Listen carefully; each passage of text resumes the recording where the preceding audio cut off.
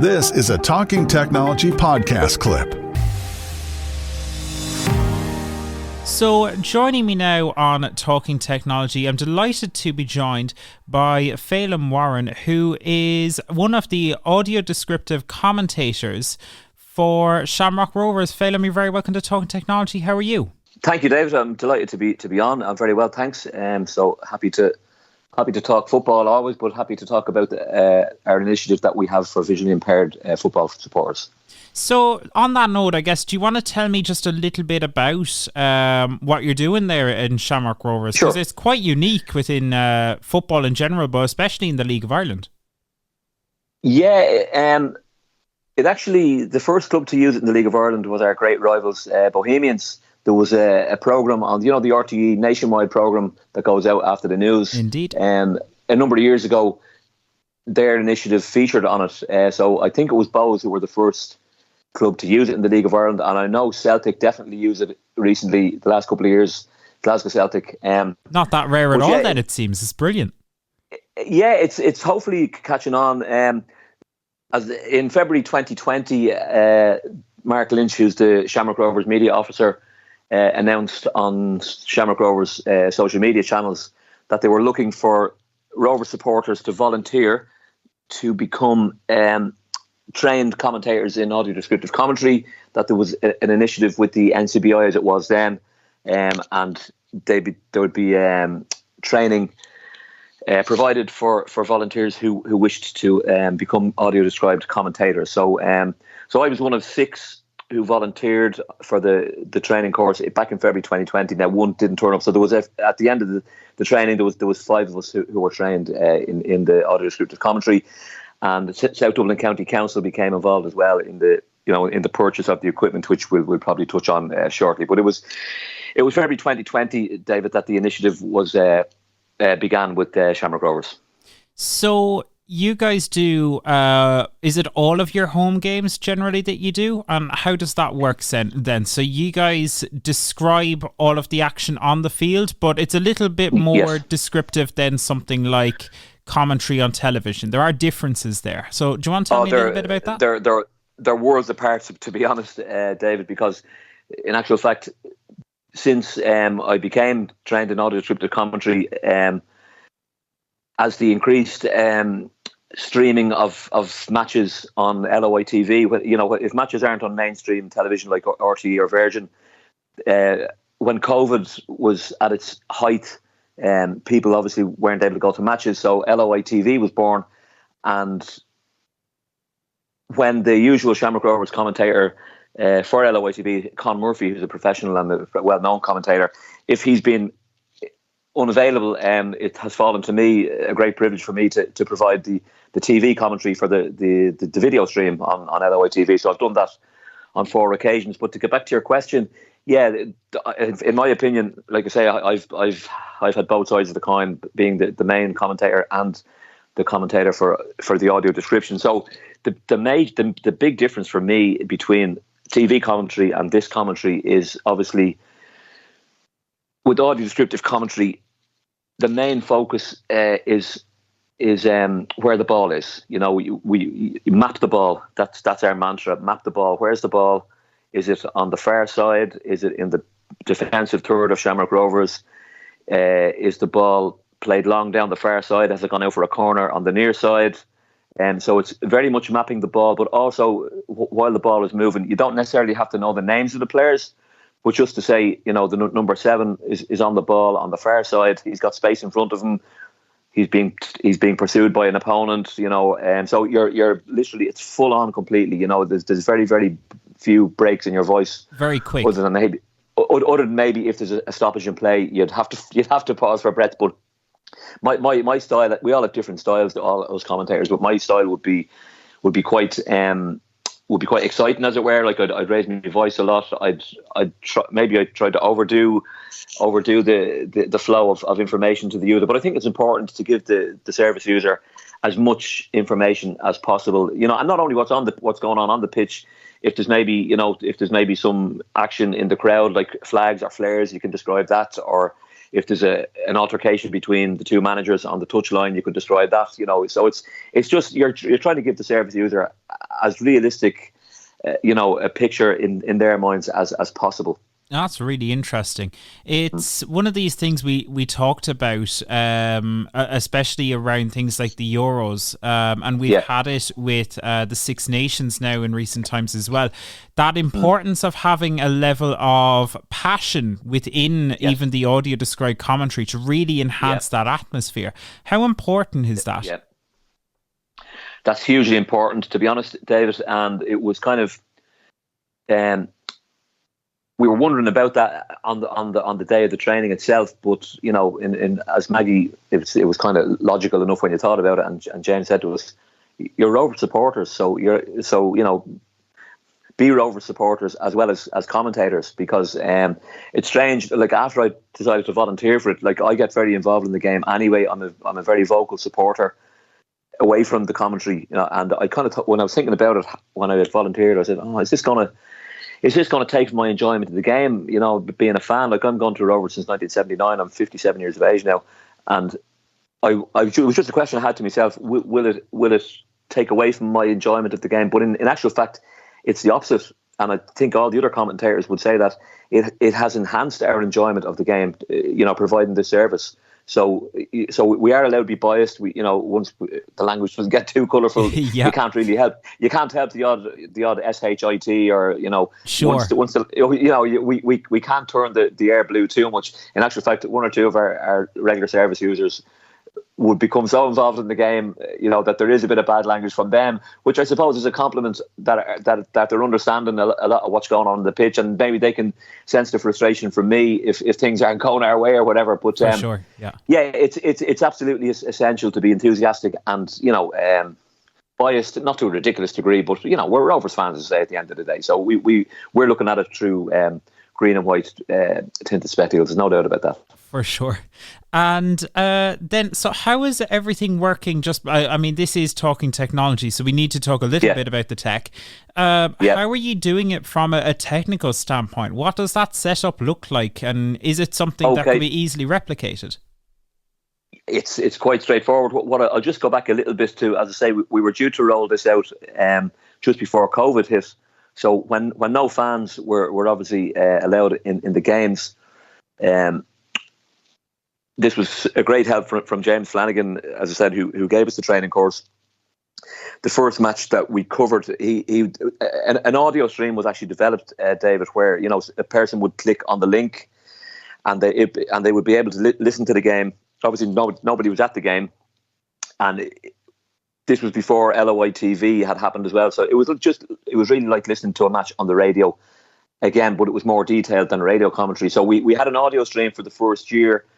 And a bit, September 2020 was the first time the audio stream happened, and we were able to provide that audio stream up until fans started coming back into the matches. So there was about a year of an audio stream, whereas, as I say, when we announced that the match was on, we could say, for visually impaired listeners, here's the link to our audio stream, and they clicked on that, and you would have the match then. But then, as I say, when we actually started having fans getting back into the stadium, it's a very simple setup. As a commentator, I just wear a little receiver with a small aerial on it and a very minuscule microphone, which I clip to my collar.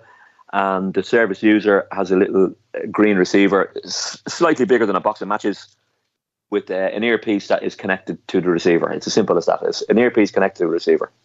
That's really fascinating. So something you could definitely, if other clubs were listening and they wanted to roll it, it's definitely doable, isn't it? Oh, I think the only expense is the equipment. But as I say, South Dublin County Council, who own Tallaght Stadium, they come on board it, and we also have a sponsor. Current sponsor is IRES. So I don't know how expensive the equipment is, but it's a very basic. I'd say it's a very basic and small investment. But for what the service users are getting, I think money shouldn't be an object. Because without being boastful or big-headed, I can speak for any user who has used our service. I'd say since we've been providing it now with fans back in the ground for the last nearly 3 years now, we've probably had over a dozen users in total. We'd like to have more, But I think you speak to any of those dozen users who have been there, and they will say the commentary, the initiative was a very positive experience for them. And as we have two lads who actually bought season tickets last season and this season, so I think again that's a reflection on the service. And that's brilliant, and that is something that is really fascinating. So, that take up on it, you want a bit more take up is obviously good, but have you noticed that fluctuate over time, the kind of take up and usage of the service? Is it consistent? Initially, as I say, because the NCBI were such a big help to us initially, they were able to take 3 or 4 or 5 of their own service users over using NCBI transport. Shamrock Rovers were great in getting out the word that the service was available.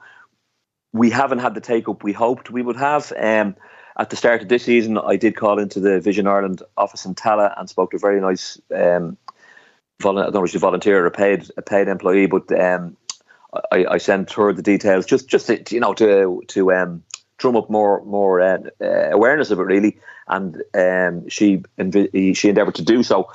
So while we just have our 2 regular service users who I mentioned there, Brendan and Chris, we would like to have more in. People mightn't be aware that if a visually impaired user has an accompanying person, that person would be admitted free of charge. So the user would buy a ticket and the accompanist would be free of charge. That's brilliant. That's brilliant stuff. I guess, look, what would be your overall message that you want to get out? It's a really, really cool service, and it's fantastic now that we're starting to see it become more prevalent in sport. Yeah. But where do you think the future's going for this? And what do you think? What message would you like to get out to people listening today? Yeah, well, my message is it's there for all ages. Our youngest service user she hasn't come now for the last year or so for other reasons. She was 11 and she only had lost her 11 or 12. She had only lost her sight, began to lose her sight in the previous 6 to 12 months. And she used to play football, and her aunt used to bring her all the time. Her mother came once or twice. She found it fantastic because she missed playing football. So we've gone from, we had users from 11 years of age.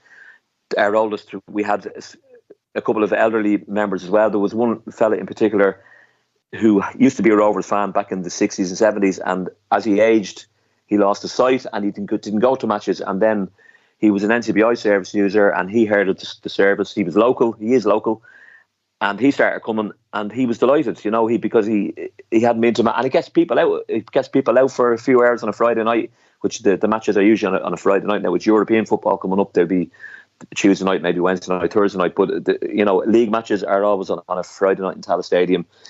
It's a good night out. You're part of. We got fantastic facilities in Tala Stadium.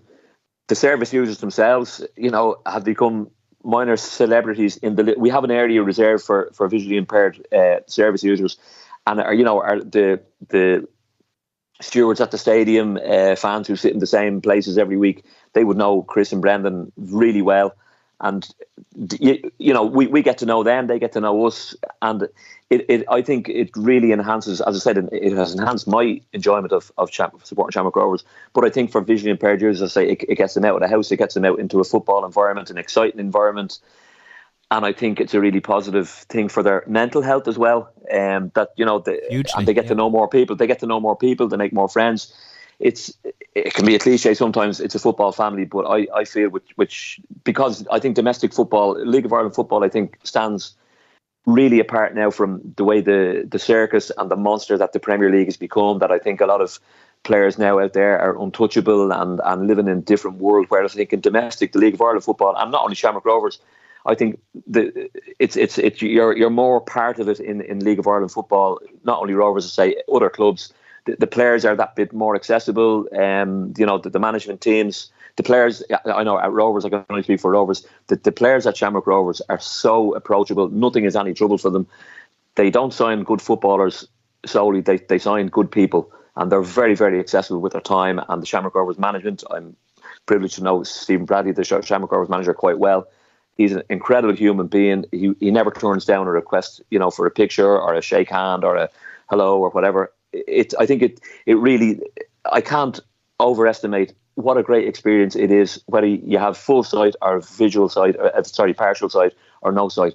I think I can't recommend the service highly enough, to be honest. That is absolutely fantastic. Phelim, thank you so much for joining me. It's a fantastic initiative that you've got going over there. Thanks, David. And Thanks. It's brilliant even socially, and it really sounds like you treat your visually impaired fans like real VIPs over there.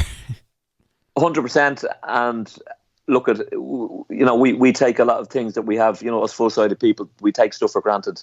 I think it's fantastic to be able to give something back, and to include people who are less fortunate than we are. And as I said, it has only enhanced my enjoyment of being a Shamrock Rovers supporter. We're very proud of the service. The club are completely, the club have really rowed in behind it from every level. From stewards to supporters to board members, chief executive, executive chairman. Everybody is aware of it. And we get a lot of good feedback from people who matter at the club, and that really, that gives everybody a lift. So it's a fantastic service, and I'm really proud of it. Fantastic stuff, Phelim. Thank you so much for joining us, and I'm sure we'll talk again. David, can I just, before you leave me there, if anybody is listening to this and wants to get in touch, they can just email info@shamrockrovers.ie. If they wish to ask about the service or apply for tickets. It's, as I say, info@shamrockrovers.ie, or just contact Shamrock Rovers on their social media, be it Instagram, Facebook or Twitter, X now as it's called now. Brilliant. We'll add that in the show notes as well for people. Great. Phelim, thank you so much. Brilliant, David. You're very welcome.